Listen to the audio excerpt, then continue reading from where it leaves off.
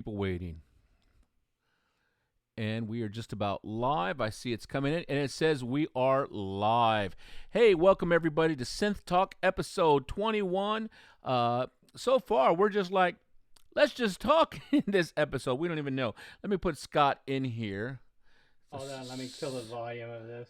Okay, you're Okay, good. there we go. Let's see. There we go. So Scott, we're both in Hey, the shot now, and that's cool. So anyway, just let us know who's watching right now. We always love to see you. I haven't shared this. Let me go ahead and share this link on the Facebooks. on the Facebooks real quick, cause Scott, I don't know about you, but it's been a busy day here in my home office. So Oh, so it's pretty crazy.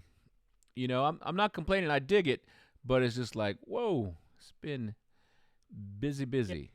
it's constantly something going on, and it's like you get to that thing where you're going in one direction, and all of a sudden, boom, right turn, left turn, and your whole day gets twisted around. Yeah. I mean, it's all good. It's just you have a focus of which way you want to go, and then everything kind of changes. It's is what it is. Oh, look at that. Okay, I'm trying to share the link real quick, get everybody up and running. Uh, see, I'm not looking at the chat right now. Ah, there we go. We got one. Okay. Keys. What is that? Keys. Style media. Maybe we could talk about creative ways to use the Step LFO. You guys are great. Love it. Thank you. Thank you. Oh wow. Okay, there we go. I'm waiting for Facebook to load up some because I'm loading up four of the different sites right now, and yeah, we probably can talk about that, get that going. We haven't even covered really Step LFO because and I'm still going on here, everybody. So Step LFO for me is like, man, there's a lot of options in there, and it's not my jam, as my friend says, but we can definitely talk about it, get it going. All right, let me see here. Um, Oh, I don't have a. Oh, well, you know what? Let's see. Hey, Christoph. How you doing? And I'm not gonna go on Facebook on this episode. If you guys know we're here, and we're getting there. I was just like, I didn't even have time yet to make a thumbnail. Let me just get on focus on everybody that's here. So, okay, let me get that out of the way. Hey, FedEx truck today. Just waiting. Awesome. That is so awesome to see.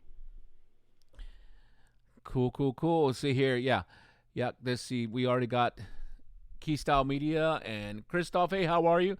Christoph actually sat in on my training that I did the other day, Scott. That was really cool. I thought that was Christopher Fry. Was it Christopher Jensen? Oh wait, no, I think it's Christopher Fry. I get stuff. Anyway, yeah, we've been doing some more trainings. A lot of trainings going on, just kind of teaching and showing the Phantoms and the Jupiter X's. So that's cool. Eaton Five, my ex, yeah, he said. Oh, you already said it, X on the FedEx. How exciting is that when you have gear coming? You know, you got gear. Look at Scott. That's just mean, Close Scott. there. It's so close. Yeah, so close. Look. Uh, I'm gonna two switch or to three your cups screen, of Scott. coffee. Yeah. Look at it. So look there. Oh, you Oh, switched it back. Here, let me go. there we go. There it is. There it is. Yeah. Hey, Put many pots of coffee because it's going to be an extremely late night. I guarantee it. You're going to love this thing. But make sure that first thing you do is update it to version 1.20. Do a factory reset so the new scenes get populated in, and then start. So yeah, just word wise. yeah. What he said. So look, look. Eaton said, "You're killing me. You're killing me." So that's good. Hey, Scott, while I have you on the main screen, are Yeah. there any videos that Eaton can watch to kind of get him going?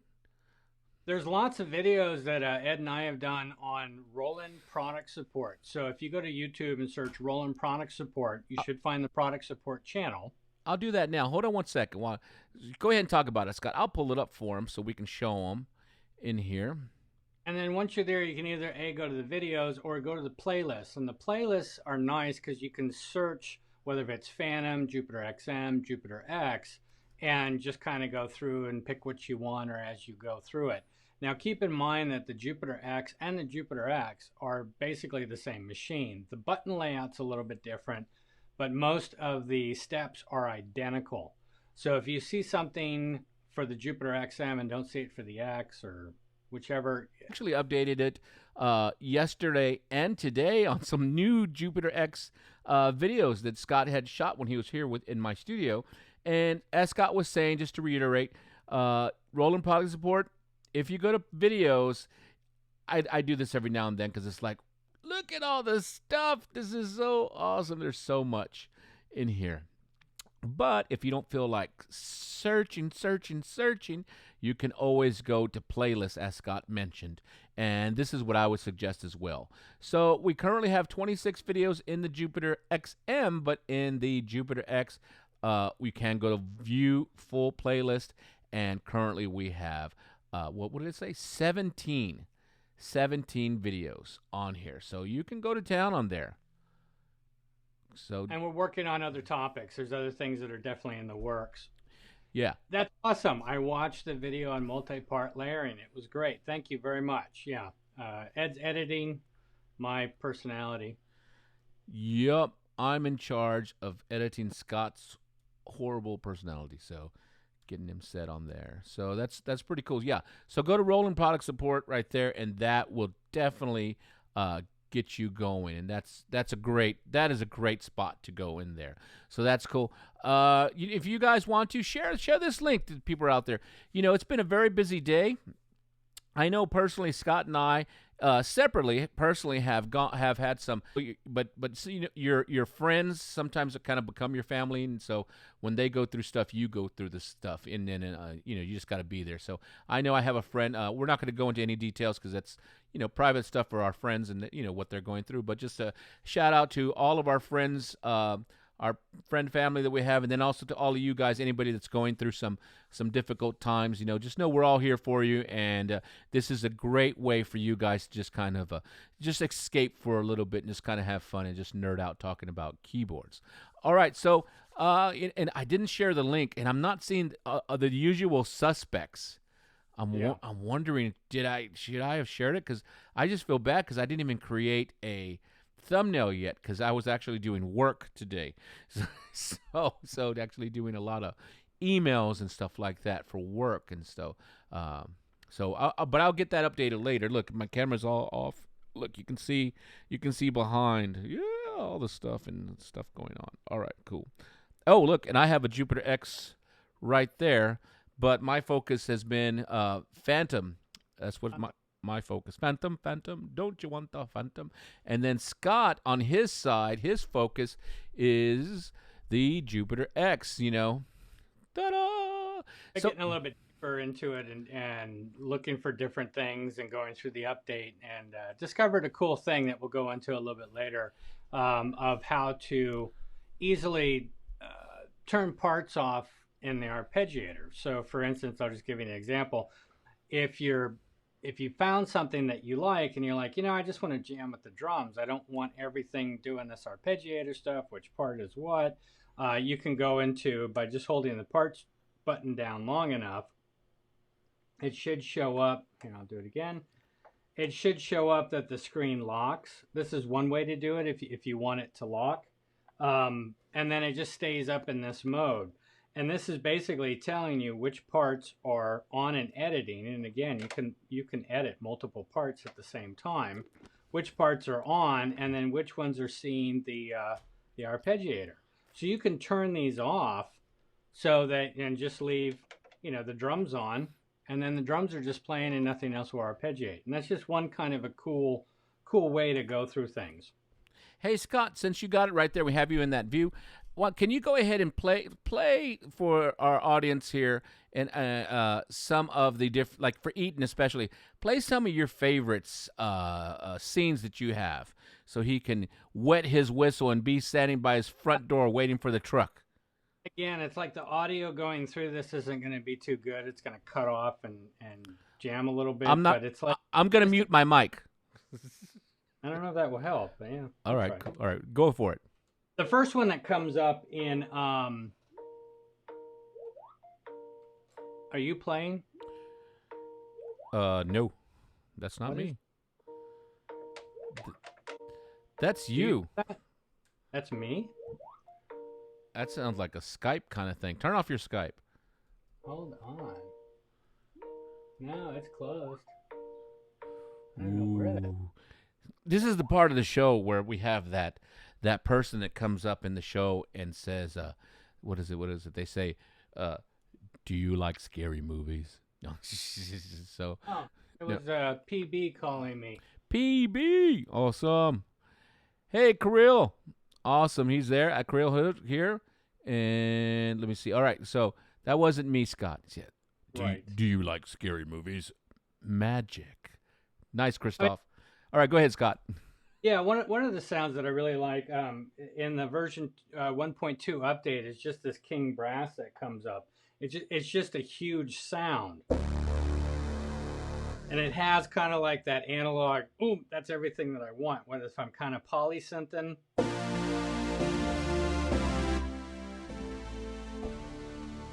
Just has a great sound to it. And then if I wanted to layer it, I can easily just layer it with another sound. Let's see what we got here. Let's find just some strings. Now you got this great sound that's going on, but because we can now edit multiple parts at the same time, if I put them both on and then sweep the filter,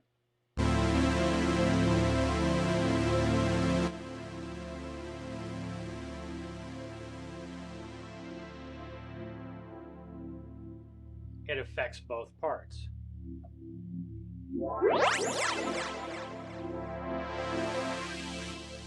So things like that are just really, really cool, especially in a performance way. Some of the other scenes that I've been playing with that I've been kind of stacking together is stuff that I've put together. I just like certain sounds, and then I do a lot of where I bring in other parts. So like this is it's like a vowel sound. This is a violin. Another string part. But when you start to put them together with everything, it just kind of has a cool...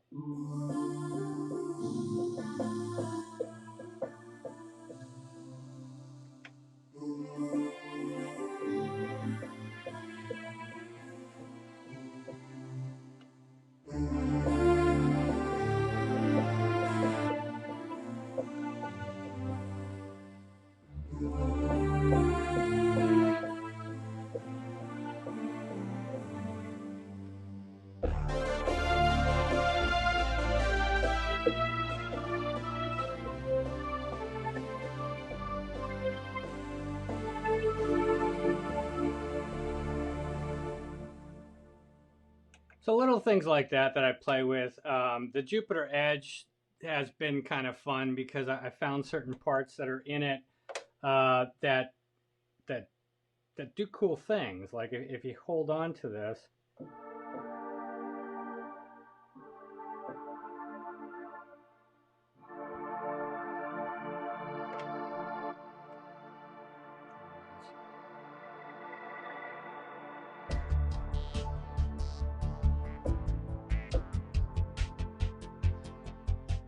So things like that have been kind of fun with messing with the performances and stuff. Any comments, Mr. Ed? Nope. That sounds pretty good. Hey, do you have the Jupiter X? Are you going into the VR1 HD? To the Octacapture and to the VR. Okay, cool. I was just curious on there. I guess your mic is picking up the keys and stuff like that. The keys hit. Yeah. I should have. It is all good, Scott. Just so you guys know, we're always trying to figure out cool ways to kind of update. And I know the other night, was it last night or the night before? Scott, I don't even remember. But we were trying to get the audio better and better and better. Yeah. Last night we were doing it, and I can turn that on. It should be the same link. We could always try and experiment with that later. Yeah, we could try and experiment later. Yeah. So if you notice, if I'm speaking or Scott's speaking, whoever's speaking, it'll cut off. Just like that. So we're trying to work on all of that. That's cool. But the cool thing is I'm in Texas and Scott is in California, so we're half the country away. So it's pretty interesting, you know. So myself, I'm like, hey, that's kind of cool. All right, let's see here. Okay, Kirill says, he says, I have a small question about my Phantom. How would you copy and paste the multiple patterns on the pattern edit screen? Let's say you want to copy all 16 patterns, tracks from line A to line B or line C. Oh, have to do them one at a time. Yeah. There's not like a multiple. Oh, that was a better shot that I had earlier. Let me see. Let me just take a quick peek over here. Over here. Let me. Yeah. Okay. Cool. Live. Let me see if I can zoom in. Hold on. Let me see something. Oh, that's okay. All right. So here we go. So if we wanted to in here, I'm gonna just choose a song. And I'll just choose something in here, and let's use this one, the no answer song. You know what? I just bugged me. I think I can zoom. I'm gonna zoom in a little bit more. Hold on. Oh, what's up with that? I think that's as much as I can zoom in. I need to get another lens. Come on, expense. All right, so we got that going. I'm going to go into here, and I'm going to go ahead, and I'll put it in this view so you guys can see a little bit better. And I'll just go into the patterns just so I can see the patterns. All right, here's a good example. Now, let's see, and let me just read. You say, Kirill says, when you tap shift, it changes the form, but that's it. Okay, so, I see here. So if he wants to actually go back in here, and copy all of these and move them into a next one. Now keep it as that's from what I'm understanding. Now keep in mind, if you were to do that, let me give my pencil here. Yeah, he's going through pattern utilities. Oh, okay. Well, let's go through pattern utility. All right. Hold on. Let me try something real quick. I'm just curious. Can I do it? Because we're always trying to learn something here, and you never know. So let me hold down shift. Okay, yeah. I was just seeing if I can grab. I didn't think I could, but right, Scott, we never know. Right. Well, sometimes you come across something that it's like, I never thought about doing that, or you accidentally do something like I did when I held the part button down when I was trying to make a decision, and all of a sudden it went to this other screen that I didn't quite pick up on. So that's how we discover things. It's all good. Okay, cool. So, yeah, absolutely. So here we go. We go into the pattern. All right. So let's go. Oh, I see shift, and I see it blinking right there. Shift, and it's just moving. And I'm not, the only way I could do this is let's go here at the bottom. I would have to copy that pattern and paste. I would have to paste it right there. And then if I wanted to do the next one, yeah, that's how I would have to do it. Now you could say, hey, well, you should be able to grab all of that. And you know what? The way the Phantom is built, yeah, I got it. Whole A. I'm sorry. I'm doing it the wrong way. He wants to go whole A to whole B. Now I understand a little bit better. Sometimes I got to read a little bit. Whole A to whole B. All right. So I'll delete what I just did. So he wants to take all of this to there. It would be the same thing, my friend. It would be the same thing. So if I wanted to, let's go ahead and just go ahead and copy over here. And I'm going to put this over here. Did I copy it? Copy. Great. And I'm going to paste it over here. And I'm still in A. I understand that. But if I wanted to actually put it whole A to B, then I would still have to come over here and I would still have to go paste, and then I would have to do the next one. Yeah. On that one, what I would really suggest, because this can turn into a big mess, 2 options I would suggest. One, I would really plan out, and I'm not sure why you would want to do like the whole to there. One, I would really take a look at my sounds that I'm using, all of the sounds, and kind of pre-plan. That's one way. Another way is, since the Phantom is a USB audio and MIDI interface, this is where I would go ahead and maybe open up some kind of DAW, be it Logic or Ableton, and I would just record all of those MIDIs, and then I can quickly move stuff around that way, Yeah. And Well, It's tough because I understand what you're asking in case you decided, hey, I want to rearrange things, but that's also kind of what the grouping's for. So oh, let's say you absolutely. wanted to, Oh, you yeah. know, row C first instead of A. If you're doing it in rows, then yeah, you can do that. And I think he's asking also. I think Kirill's asking, what is the shift button doing? You know, because Yeah. you see it blinking when you press shift. It's shift. I don't see anything popping up in here. Uh, and I'm looking to see if anything extra comes up, and I'm holding shift. It's still moving. It's all good, Christopher. Yeah, Let's. shift works in the piano roll Yeah, area with copying things over that way, so that's part of it. There could also be a future update that's going to use shift in this screen. but If but you, but this in this particular screen, which the pattern, this one might be. Let me. Okay, pattern utility. The shift might be because I'm not seeing anything come up on the screen as an option. It just might be telling you, hey, here I am. That's what it might be doing. You know what I mean?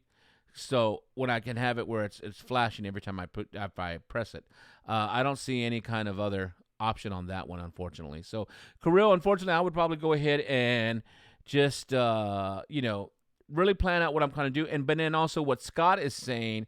And I said he wants to go from here to here. Yeah, that's grouping. That's actually grouping. So if we wanted to say, let me watch my volume for a second. Okay. Okay, cool. So, so together. Now I would come into grouping, and this is what this allows me to do is virtually group anyone from anywhere for the most part. Okay, so in here I would say, okay, this will be here, and say group that, and then I would rename it. Let's just call it clear, and I would call it my A section, and then we're good to go, and set it just to make sure everything took. Great. But then if I realize, hey, I don't like it sounds good, but maybe I like that drum better as an option. Then I could still do all of those same patterns, but create a different grouping right here, and say set those as a group. And then I could rename it there, and I could call it B or something else, whatever I need to remember, and then just make sure and set it. I don't think I have to do that second set, Scott, but it's just a habit for me already. So that's probably what I would do. And after I create all my groupings, then I would press my group to go to my group section, and then I can adjust, how they play. And I see these guys want to be in 4, so that's how we would do it right there. And so they're set for there. And then once I'm there, I can go to my make song area, and I can say, okay, I want to use this grouping, add you here, and then I want to go ahead and do this grouping, add you here. And if I make a mistake, no big deal. I can delete back, or I can say, oh, let's go ahead and add and replace. See how it switches? Add and replace. And I can just do stuff that way. And then once that's all done, I just press the song and play it. So and then if you go real quick, if you go to the song mode, let's say you're working on your arrangement and you're like, you've got, 15 different sets sitting there, and you hit skip and then you touch which ones you don't want to hear, it will advance.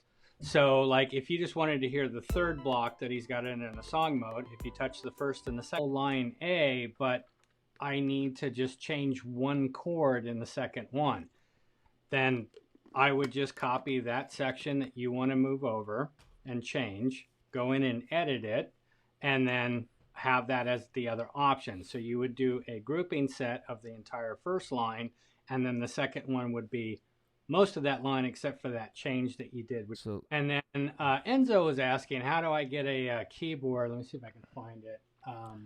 We're getting to you guys. It's all good. Yeah, he's like, when you're done with that, how would I record an external synth in the input into the sequencer, but not a sample? Well, you have to remember a sequencer or a sequence is all MIDI. It's no audio. It's only playing back MIDI stuff. So if you're connected MIDI, then you could set up an external zone and then it would play that other keyboard. But if you wanted to capture the audio from it, it would have to be sampled. Yes. And then triggered. So I hope that makes sense. Everything in the sequencer is using MIDI. It's not using any audio. So connecting another keyboard to it, you could have the sequencer play that other keyboard, but you'd have to monitor the audio somewhere. Yeah, and then if you're gonna be recording an external keyboard, like this is where I would suggest having the Phantom and another audio interface hooked up and creating what we call an aggregate device. And let's see. And that's in a Mac only. If you're Yeah. a Windows machine, you can try ASIO for all, but it's touch and go. Or just record them individually and line them back up. And let me see here, Lon. Okay, Kirill says he's cool. That's exactly what I'm doing. It just take time if the mix is 6. Yeah, just take your time, and then even now I'll grab a piece of paper or something and just kind of like, okay, I want this here, and just so I adjust it in my brain. You know what I mean? But you know what? Since Enzo brought that up, let's go ahead, and I think I have it set. Let me go ahead and show you. Let's go over here, and if I can see it. I can't see. Oh, there we go. I'll go into my system preferences right here. Oh, not my system preferences. I'm sorry, Scott. Scott's like, no, knucklehead. So ultimately, I'm going to go into this sound thing, but let me go ahead. I'm going to go into my audio MIDI. Here we go. This is where we would create an aggregate device. Okay, this is what we're talking about. So currently, right now, inside my system, my MacBook, I currently have a Phantom hooked up, and I currently have a Rubik's hooked up, and I have a VR4 hooked up, all through USB. But if I wanted to go ahead and use my regular interface, being my Rubik's, and I wanted to use the Phantom simultaneously, you can. Here's how. And look, I already kind of did it here. Let me go ahead and delete this, so we'll do it brand new. All right. So if I wanted to do that and combine those, this is called how to create an aggregate device, and this is just good for us to know. It's just really cool. So I can go ahead and say, let's see. Oops, wrong one. I could say plus create aggregate device. All right. So I can do this. And there we go. It's aggregate device. And then I can name it whatever I want. This is kind of cool there. Like I can name it, there we go. So I have it named. And so I'm sorry, Scott. I'll be good. I can't see it, so have fun. Nice. So I'm going to call this Rubik's Phantom rather than Scott Stinks. All right. So here we go. So that's what it's going to be. And it right here, I can choose what I want to use. And so I know in my example, I have a Rubik's 44 hooked up, and I can see that guy gives me 4 inputs. All right, cool. But I also want to use the Phantom simultaneously. Let me switch screens over here so you guys can see a little bit. Yeah, there we go. It's a little bit bigger. And so I can come into here and say I want to use the Phantom simultaneously. I can just go ahead and tap on it, and the Phantom gives me another, obviously 32 inputs, so or 16 stereo if you want to look at it. And so right there now, if I decide to use these inside Logic or whatever DAW I'm using, this will be my audio interface. So this is essentially we're creating a custom audio interface. It's also your guide to refer back to, because if you have an interface that has like 4 inputs and then you have another interface that has 2, you're normally with that other interface 1 and 2 is always 1 and 2. But depending on how you stack them in the aggregate device, the first 4 would be 1, 2, 3, 4, and then the next interface would be 5, 6. Yeah. So it tells you what's going on, and it usually colors the different interfaces so you can go back. Because some guys out there are running 32 inputs with something and an aggregate with 3 other things, and it can get confusing really quick. Yeah, and if this is something that you were running, you might consider for fun, go ahead and taking a piece of paper and just reminding yourself, okay, Rubik's is 1, 2, 3, 4, Phantom is this, and just going old school with a piece of paper and be like, hey, here it is, so that way you can kind of get it going. So just a FYI on there. Cool. Let's see here. Let's see. So let me flip us back, Scott, in here. Hold on one second.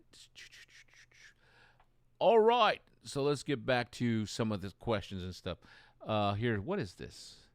So that's 5 o'clock. That's 4 o'clock. Okay. Did you get that text, Scott? Yeah, you did too. RSVP. All right. Yes. Which text? Okay. No. Can't say it online, but all right. So email. All right. So cool. So I hope that helps you, Enzo, and everybody else out for doing an aggregate device, and you can see why we would do that. That's kind of something just cool. Let's go ahead and go back to some questions. A shout out to the 80s fan. He said, "Evening, all JPX delivered tomorrow." Yay! So that's awesome. I just love and that. I see Christopher Fry's on here. So thank you again, Christopher. You know what I'm talking about. Yeah. Get it. So that's great. And let's see. And okay, hold on. Let's see. Eaton says to you, Scott. He's saying, Scott, regarding taking the 1.20 update on my X, did you say to perform a factory reset before or after I apply the update? Scott. After the update. So basically, the update's going to bring in a bunch of new stuff. It's also going to bring in new scenes, but those are going to sit dormant until you do a factory reset. A factory reset always puts the product back into the last updated operating system. So if you're on version 1, it would factory reset to version 1. If you're on version 1.2, it would factory reset to 1.2. So you never go all the way back or have to put new operating systems in. So, excuse me, with that one, it populates some new things. There's some bug fixes. It also adds a lot of new features. So to make sure and to ensure that you've got everything in there, a factory reset is always the best thing to do. Cool. Absolutely. And that's something we do a lot of times when we're factory resetting. And then also, I'll do a backup of my stuff so that way I can restore after the factory reset has taken in there, so I can bring back all my old settings. Shout out to XP50 player, trippy floating head there to Scott. Probably, because of the black background. Yeah. So, yeah. Changes anything. I think I like the trippy floaty head. That's awesome. That's cool. Let's see.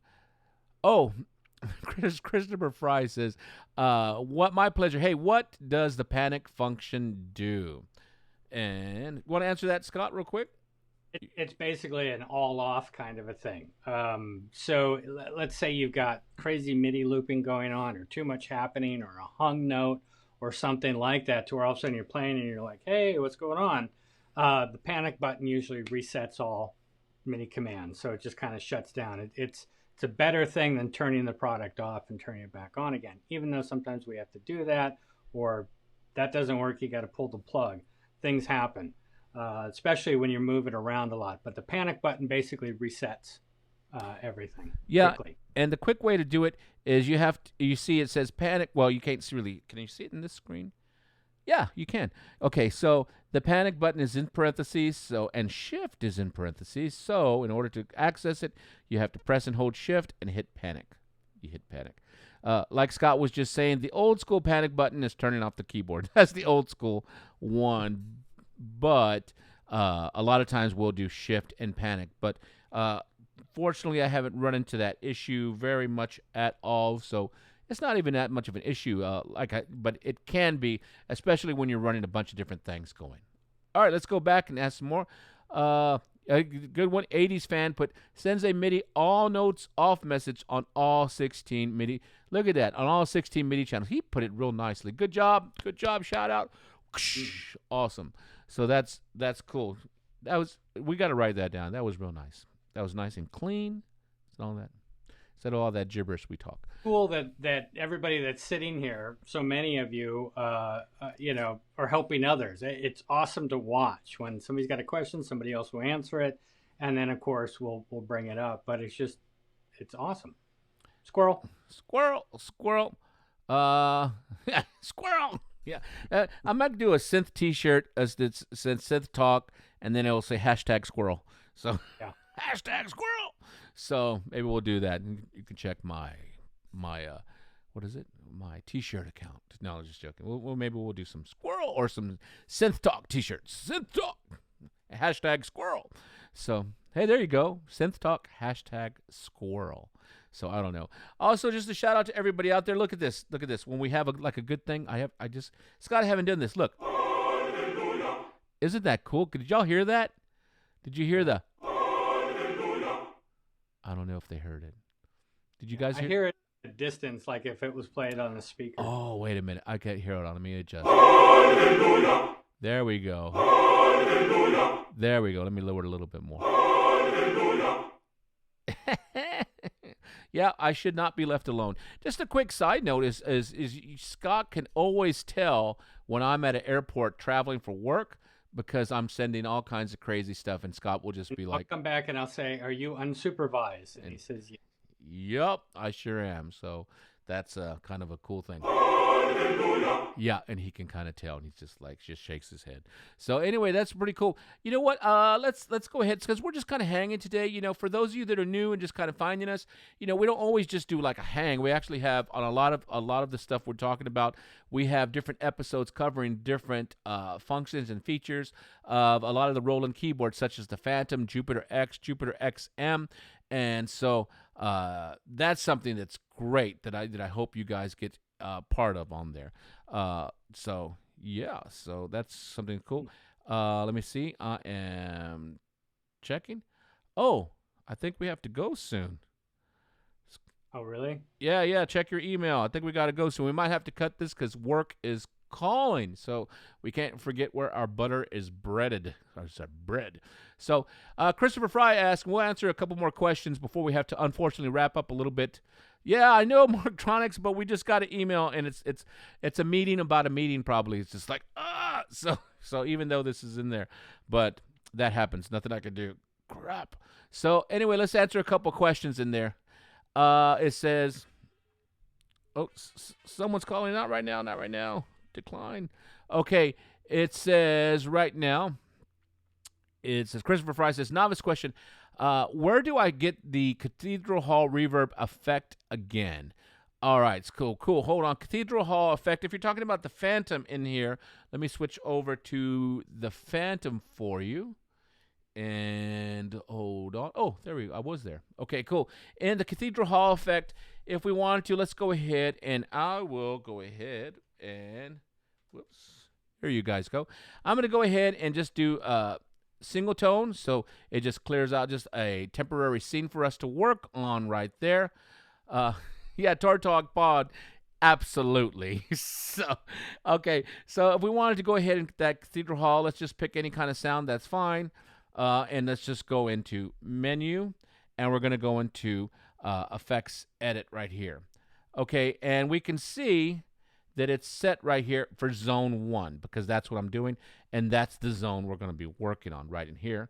And you see all 16 zones, but we're currently working on zone 1. And then if we want to, we can see it's master effects right there. We can hit edit, and then we can see it pops up, and we can see an EQ, and then we see all of them here. So this is where you would go ahead and do it. And I think you said the hall, I think is in here, the hall reverb, I believe. If it's not in here, because there's so many. If it's not in here, and I don't see it, then it would be, I missed it. It would be, let me back out one. It would be over, here we go, in the reverb section. Whoops. Chorus reverb, press edit, and then here we go, in there. There we go. So this is where we would go into the hall, right in there. So that's cool. All right. So that's where that would be, and that would be for that particular zone right there. Great. All right, let's go ahead and answer some more stuff real quick. Scott's AFK. Okay, and let's see here. It says, thanks for all the info about the X. Hey, no problem. You enjoy when you get your X in. That's totally awesome, and that's what we're here for, to help you guys and gals out there with your synthesizers. Let's see. Kirill just asked, did I miss everybody? Okay, Enzo, tomorrow we're going to figure it out. Yeah. today we were just like really slammed with emails and trying to figure out all these sessions. Everybody's figuring out this crazy new world as far as doing keyboards, but I think we're figuring out a pretty cool format here that we're going to try and expand on and keep going once the world is open back up. And we might not do it as frequent. Maybe I'm thinking once a week, but don't forget Scott and I are always real visible on Facebook, the groups on Facebook. There's 2 Phantom groups and there's 2 Jupiter's groups on there too that were real visible, and then also on Roland Product Support on YouTube. Corrode asks, is there an option when you changing the sound filters and effects during sampling, or not only on one zone but on 2 and 3, or any other during sampling? I'm just trying to see. So that'd be Phantom. So it'd be selecting like multiple parts. Trying to think. Everything's dedicated to its own MIDI channel. Unless you put everything on the same MIDI channel, then it would see the same command. Yeah, but if you put everything on the same MIDI channel, the problem is this: when you adjust. Let me see if I can show you real quick because we're running out of time. Is that if I go in here and I'll just do a single tone, okay, great, and I go into Shift and I go into Edit here. Let me go ahead and switch this screen so you guys can see bigger. All right, so if I go into here and I go into right there, the receive channel, I'll put everything on MIDI channel 1. Now, here's the problem that happens. If I go into MIDI channel 1, everything's on zone 1 technically. Yeah. And so all my volumes for those particular sounds, let me go back so you can see, all become the same volume. That's the problem. They all kind of lock into the same problem because this is actually triggering for those also. So you do run some issues if you do that, So it's just MIDI. That's just how it is. That's just how it is. All right, cool. And let's see. Tour Talk, yeah, okay, got you on there. All right, or yeah, use expression. He says that's actually a good idea. All right, I'm gonna have to cut us off real quick. Oh, hold on. Not like that. All right, here we go. So, all right, we're going to go ahead and we got to go to catch another meeting, but we are going to get in touch with you guys and figure out some cool topics on there. The great thing is about this is our 21st episode, and today was just kind of like, oh, God, we just wanted to talk, but we've already had some pretty good stuff here. We're going to figure out what to talk about tomorrow because there are some things coming that we'll be able to share soon that will totally get you guys talking. But don't worry. Keep up with us on Facebook and all the different groups, on YouTube, Roland Product Support, YouTube at Diaz Keys channels. Make sure you subscribe over to Scott's channel as well. So my channel, Scott's channel, and then also anything you do, go ahead and tag Roland at Home so that way they know everything's all right.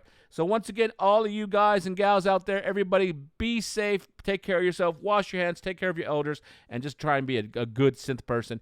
And we were talking. Don't worry, Diplomat Studio, we will see you tomorrow. We're just hanging today. All right, you guys take care, and we'll talk to you later. All right, bye.